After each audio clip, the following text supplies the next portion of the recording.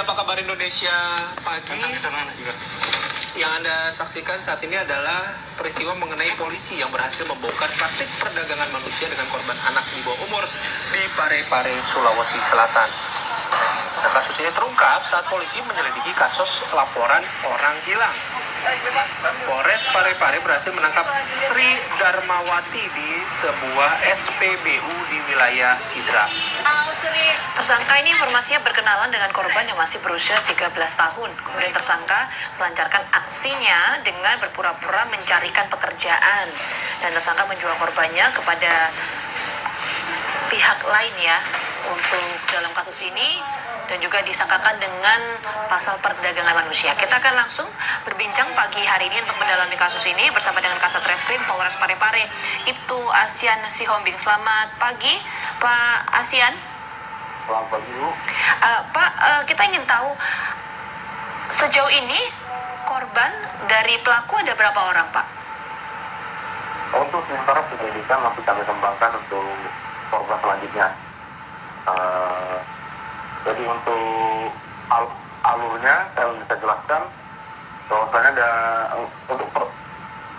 dari pertamanya bahwasannya korban meminta untuk dicarikan pekerjaan pada pelaku dengan diperkenalkan oleh teman korban sendiri, di mana akhirnya korban dibawa oleh pelaku ke salah satu pos-posan di daerah Kabupaten Sidrap.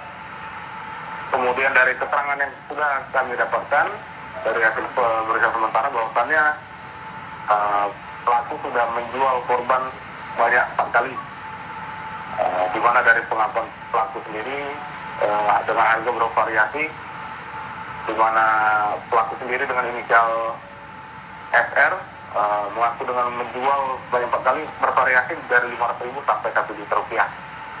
Menjual dalam artian ini ada praktik prostitusi berarti ya? Untuk dari keterangan dari pelaku sendiri, praktik prostitusi. Oke. Apakah korban ini hanya satu orang, Pak? Untuk sementara kami masih kembangkan, dari anggota kami masih kembangkan. Sementara kami baru dapatkan RM, dan RM sendiri ini juga masih berumur, di bawah umur, khususnya masih 13 tahun. Jumlah korban masih didalami, tapi sudah berapa lama kemudian pelaku ini melakukan aksi atau semacam seperti ini, Pak?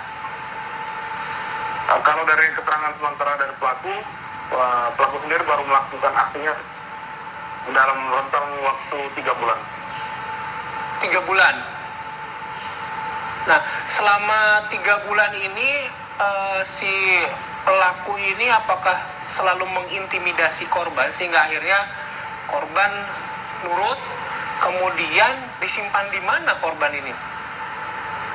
Kalau dari hasil penyelidikan kami bahwasannya korban disimpan dari keterangan korban setelah diamankan di salah satu pos-posan di Sidrap selama 1 minggu.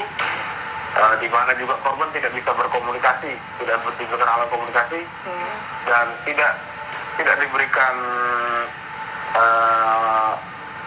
anggaran untuk keluar dari kos-kosan. Dia terisolasi. Dengan kejadian ini, pelaku ini perannya apa, Pak? Apakah memang ini murni kerja sendiri atau memang ada keterlibatan dari pihak lain? Untuk dari keterangan pelaku sendiri bahwasannya yang bersangkutan masih untuk sementara ini hasil penyelidikan kami bahwasannya pelaku masih melakukan pekerjaan sendiri. Oke. Nah, ini kan pelaku usianya tergolong masih sangat muda ya, Pak ya? Ya. Dia dapat inspirasi ini dapat dari siapa, Pak? Kalau untuk inspirasinya masih kami dalami. Yang jelas untuk pelaku korban sendiri, korban mengalami terisolasi selama 1 minggu, dan selama 1 minggu juga sudah dilakukan 4 kali telah berhasil pelaku memperdagangkan korban. Motifnya apa ya, Pak? Ya, Motifnya apa ya, Pak, ya pelaku? Dari keterangan yang disampaikan oleh kepada pihak kepolisian. motifnya terutama masalah ekonomi.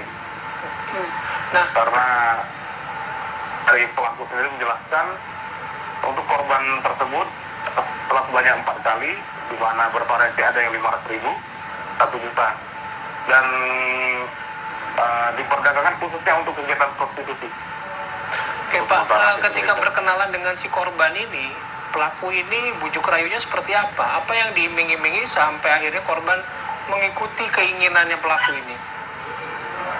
Kalau untuk korban sendiri diiming-imingi dengan pekerjaan, bahwasannya juga korban sendiri tidak memiliki latar belakang pendidikan, di mana juga korban pendidikan terakhir hanya sebagai sekolah dasar, di mana pelaku mengiming-imingi bisa kerja di luar negeri, nanti dicarikan pekerjaan. Oke, kalau untuk pasal yang disangkakan terhadap pelaku?